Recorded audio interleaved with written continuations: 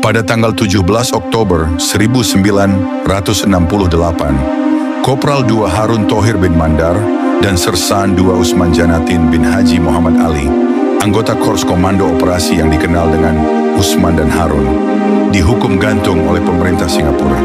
Hukuman dijatuhkan kepada dua anggota marinir Indonesia itu atas tuduhan meletakkan bom di wilayah pusat kota Singapura yang padat.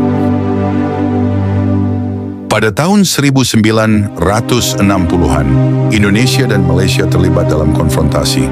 Kala itu pemerintah Indonesia di bawah pimpinan Soekarno menentang penggabungan Federasi Tanah Melayu, Singapura, Brunei, Sarawak, dan Sabah ke dalam satu Malaysia dan melakukan aksi militer untuk menggagalkannya. Usman dan Harun bersama dengan Ghani bin Arub ditugaskan untuk melakukan sabotase di Singapura. Mereka diperintahkan untuk meledakkan sebuah rumah tenaga listrik, tetapi pada kenyataannya mereka menargetkan McDonald House, dahulu Hong Kong and Shanghai Bank. Pada 10 Maret 1965, saat kejadian, yakni pukul 15.07, The Hong Kong and Shanghai Bank di dalam gedung tersebut sebenarnya sudah tutup 7 menit sebelumnya. Namun, tak kurang dari 150 karyawan masih melakukan pencatatan transaksi hari itu. Pemeriksaan pada bangunan menunjukkan 9 hingga 11 kg bahan peledak nitrogliserin digunakan dalam pemboman. Ledakan bom di gedung McDonald Singapura itu membuat bangunan rusak parah. Kaca jendela bangunan lain berjarak 100 meter pun turut hancur. Bahkan, kantor Komisi Tinggi Australia, Australian High Commission, yang ada di dalam bangunan turut berantakan. 2 orang meninggal di tempat, yaitu Elizabeth, Suzy, Chu, dan Juliet Goh, serta seorang korban meninggal setelah koma beberapa hari, Mohamed Yasin bin Kesit, seorang sopir berusia 45 tahun. Selain itu, 33 orang dinyatakan terluka akibat insiden ini. 3 hari berselang pasca kejadian, Usman dan Harun ditangkap. Keduanya dituduh melakukan pengeboman tersebut selepas masuk Singapura dengan menyamar. Masing-masing meletakkan bahan peledak di tangga lantai mezzanine dekat area lift.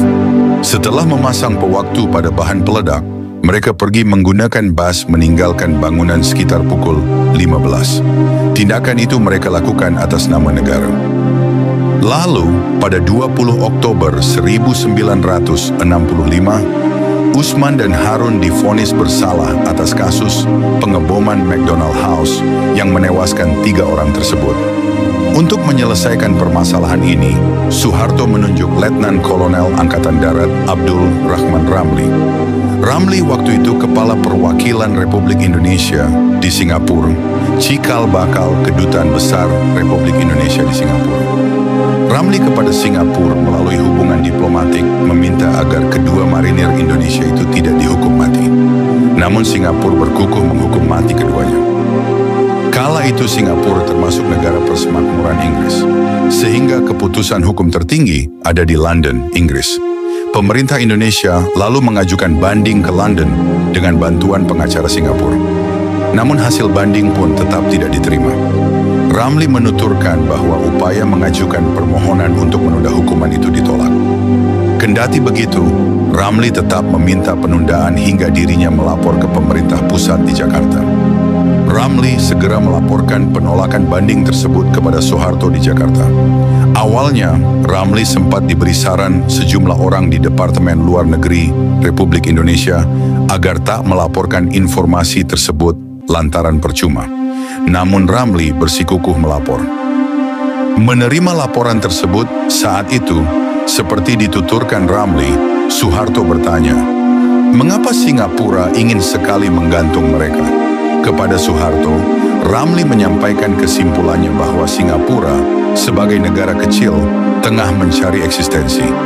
Singapura menggunakan alasan rule of law yang harus ditegakkan agar dilihat dunia. Soeharto kemudian menulis surat kepada pemerintah Singapura. Isinya meminta agar Usman dan Harun tidak dihukum mati. Berbekal surat tersebut, didampingi Wakil Perdana Menteri, Ramli menemui Presiden Singapura Yusof Ishak. Namun Yusof Ishak menyatakan urusan pemerintahan berada di tangan Perdana Menteri Lee Kuan Yew. Sementara saat itu, Lee Kuan Yew tengah cuti dan berada di Tokyo. Ramli lantas mengontak Dubes Indonesia di Tokyo, Rukminto Hendraningrat, untuk menyampaikan permohonan Soeharto soal hukuman gantung Usman Harun. Lee Kuan Yew menolak mengambil keputusan lantaran sedang cuti. Kemudian, Perdana Menteri Singapura itu meminta Indonesia menghubungi wakilnya sebagai penggantinya untuk bertanggung jawab. Setelah dihubungi Ramli, wakil Perdana Menteri tersebut mengatakan pihak Singapura akan mempertimbangkan permintaan Indonesia. Namun 10 hari berselang, Singapura mengabarkan hukuman mati terhadap Usman dan Harun tetap akan dijalankan. Peristiwa itu sempat membuat ketegangan hubungan antara Indonesia dengan Singapura. Menjelang hukuman gantung, seluruh staf kedutaan Indonesia di Singapura dipulangkan dan kapal-kapal milik Indonesia pun pulang membawa warga negara Indonesia. Usman dan Harun kemudian dieksekusi gantung di penjara Changi pada 17 Oktober 1968. Usman dan Harun kemudian diangkat sebagai pahlawan nasional Indonesia berdasarkan surat keputusan Presiden 50 per tahun Kabinet 68. Namanya juga diabadikan sebagai nama kapal perang TNI Angkatan Laut, yakni KRI Usman Harun 359.